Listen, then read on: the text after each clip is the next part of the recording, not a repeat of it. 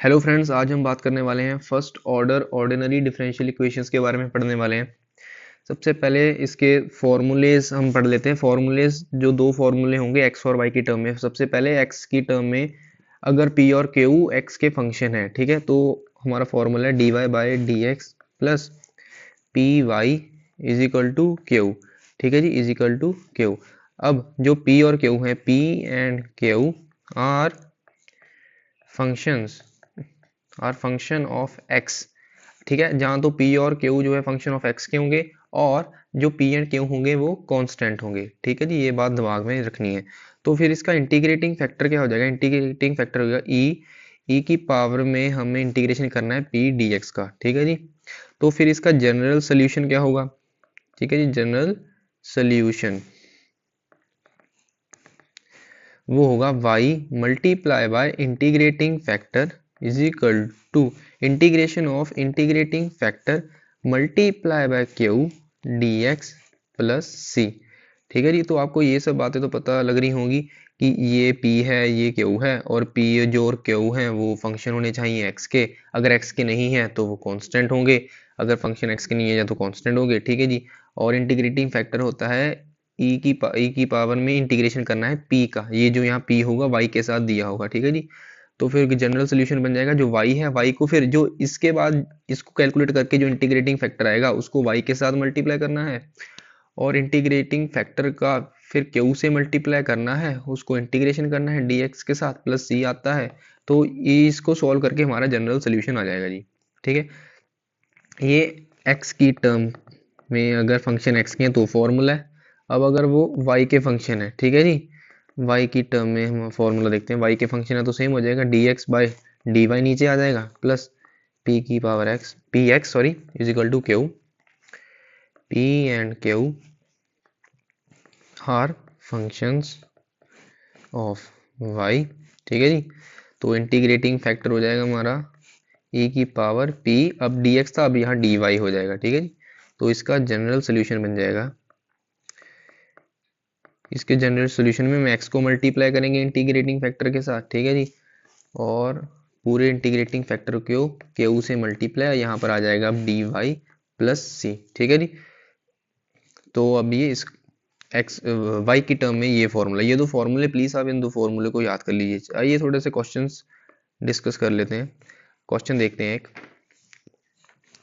इधर देखते हैं क्वेश्चन वन। ठीक है जी, हमें सॉल्व करना है, ये क्वेश्चन दिया है d Y by D x plus 4x x square plus 1 y is equal to 1 upon x square plus 1 की होल की पावर q। ठीक है जी, चलिए आइए इस क्वेश्चन को सॉल्व करते हैं। कलर चेंज कर लेते हैं, बढ़िया सा ऑरेंज लेते हैं। ठीक है जी इसको पहले तो इक्वेशन वन कह देते हैं। तो ये हमारा हो जाएगा p और ये हमारा हो जाएगा q। सबसे पहले तो ये समझना है, और इनमें से फॉर्मूला कौन सा होगा? ये देखिए यहाँ पर y है तो y में हम ये वाला फॉर्मूला लगाएंगे x की टर्म वाला।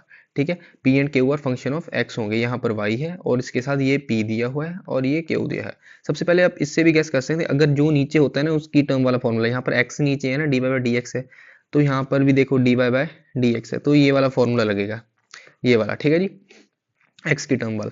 तो comparing equation one with equation two अभी लिखता हूँ, D Y by D x plus P Y is equal to Q, ये होगी हमारी इक्वेशन टू। ठीक है जी, comparing equation one with two, तो इससे हमारा p हो गया 4x upon x square plus 1 और q हो गया हमारा 1 अपॉन एक्स स्क्वायर प्लस 1 का होल क्यूब। ठीक है जी, इंटीग्रेटिंग फैक्टर हो गया हमारा e की इंटीग्रेशन पावर में करेंगे p dx की। ठीक है जी, अब ये देखिए इसको थोड़ा सा स्प्लिट करते हैं, यहाँ पर 2 बाहर लेते हैं, ये 2x हो गया और एक्स स्क्वायर प्लस 1। अब इसको अगर मैं थोड़ा सिंपलीफाई करके बताऊँ, ये देखिए एक्स स्क्वायर प्लस 1 को अगर हम इसका डेरिवेटिव करें, ठीक है, डिफरेंशिएशन निकाले तो इसकी आएगा 2x आएगा, 2x यानी कि जो ऊपर दिया हुआ है।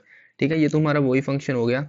अब एफ डैश एक्स और एफ एक्स दिया होता है ना, तो इसका अगर हम इसका क्या कहते हैं डिफरेंशिएशन करते हैं, इसकी d Y by D x करते हैं, d y d by D x करते हैं, इसको कट कर दो, तो ये हमारा लॉग एफ एक्स आ जाता है। ठीक है जी, तो इसका हमारा जो इंटीग्रेशन है, सबसे पहले इधर लिख के देता हूँ, इंटीग्रेशन आगे करते हैं टू, सॉरी इंटीग्रेशन, हाँ ठीक लिखा था मैंने, सॉरी सॉरी सॉरी।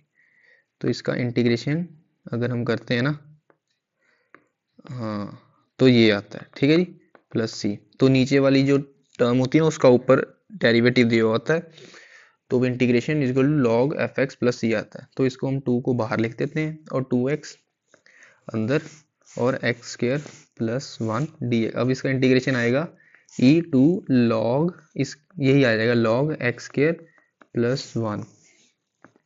ठीक है जी, अब हमें पता है n लॉग m बन जाता है लॉग m की पावर n, तो 2 इसकी अब पावर में चलेगा, यहाँ 2 आ जाएगा। ठीक है जी, 2 पावर में जाके यहाँ पर 2 आ जाएगा, तो इज इक्वल टू ई की power log x square plus 1 की पावर 2 आ जाएगी। और यहाँ पर कुछ नहीं है, तो यहाँ का मतलब यहाँ पर ई है, तो ये और ये कैंसिल हो जाएंगे, और equal to x square plus 1 की पावर स्क्वायर, ये हमारा आ जाएगा इंटीग्रेटिंग फैक्टर। ठीक है जी, ये इंटीग्रेटिंग फैक्टर आ गया हमारा।